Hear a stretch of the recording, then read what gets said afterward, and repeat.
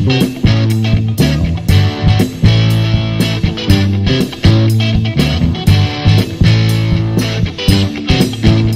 here with Sofakingnews on deepelemonair.com, and I am here with Alan Tudyk, a personal hero of mine. I love Serenity, I love Firefly, Pirate Steve, just awesome stuff. We're going to get into some crazy stuff here, but first, tell me a bit about Premature. Premature is a movie about a kid who repeats his day. He's 17. He's supposed to be 17 in the movie. Repeats the same day over and over again, almost like a Groundhog's Day, except the trigger that starts his day over is prematurely ejaculating. As it makes sense when you watch it. So, from the trailers, your character looks really bizarre. Yeah, I got some weird glasses on. I grew a mustache, which is also bizarre because I can't really grow mustaches very well. But that one came out of my face, and that's what I'm wearing. Yeah, he's an odd guy. He lost his wife 10 months prior, and seems very. It's just as fresh as the day it happened. So throughout the interview process, where I'm his college interviewer. Whenever things trigger the memory of my wife, I start crying, and I cry a lot in the movie. A lot of crying. So what about the script drew you to this film? It's such a weird concept. I think that was very interesting to me, with the idea that it's about a kid whose day starts over when he prematurely ejaculates. He starts out the day. The whole movie starts out with a woman with 3 boobs. 3 boobs. He's having sex with a 3-boob woman, and then he has a wet dream.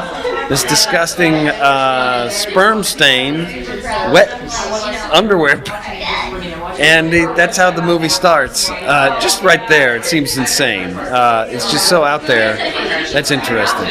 You know, it's rare to see stuff that you haven't seen before, or thought of the possibility of before, and so that's what was interesting to me. It was funny.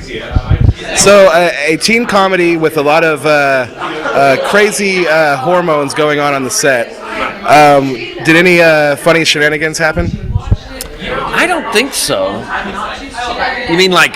No, I'm sorry. Let me reword that. Yeah, I don't mean like cast members doing each other, but more like just any teenage crazy, just I don't know, pranks, jokes, anything like that behind the scenes. No, I don't know. Maybe they did between themselves as they were the teenagers. I was left out of all of that, all the hijinks, if there were any. I don't know that there were. We had a lot of fun improvising. I mean, that was something that you do on some movies, but Dan Beers, the director, was very adamant about us trying new things, and he would just yell out lines,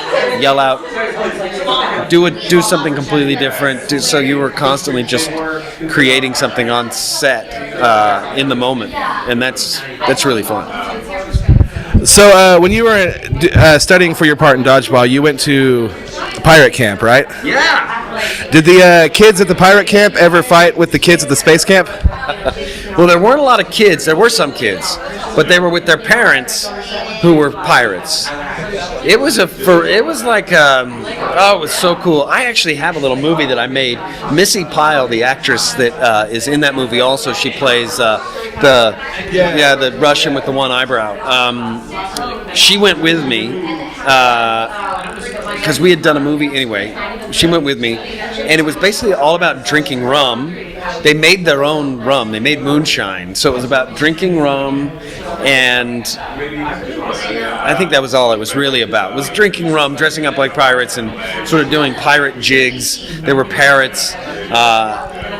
It was a lot of fun. They wrestled. They did a lot of They just wrestle like adults wrestling, because I guess that was sort of the rowdy pirate way.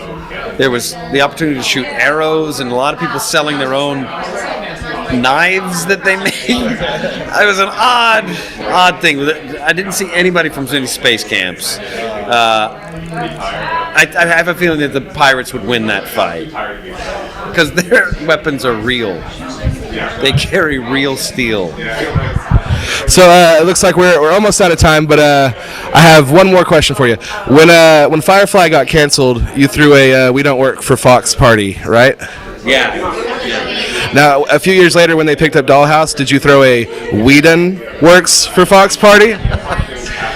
No, I didn't. And it was actually called a "Fuck Fox" party. I don't know if I can say that on here. It's like "Fuck Fox." Sofakingnews, you can say whatever you want with that. It was the "Fuck Fox" party, and it was the biggest party I've ever thrown. It was a really well-attended event. It was a lot of fun. I still meet people today that I'll be on a movie and they'll be like, "Hey, do you remember like a camera guy? Like, man, that fucking party, that was a blast. Like, it really was a good time." You think even all these years later, Fox is still probably kicking themselves for letting that go? I don't think they give a shit, honestly. I don't think they care enough to care. Well, there you have it. Fox doesn't give a shit, so fuck them. Alan, dude, thank you so much. This has been awesome.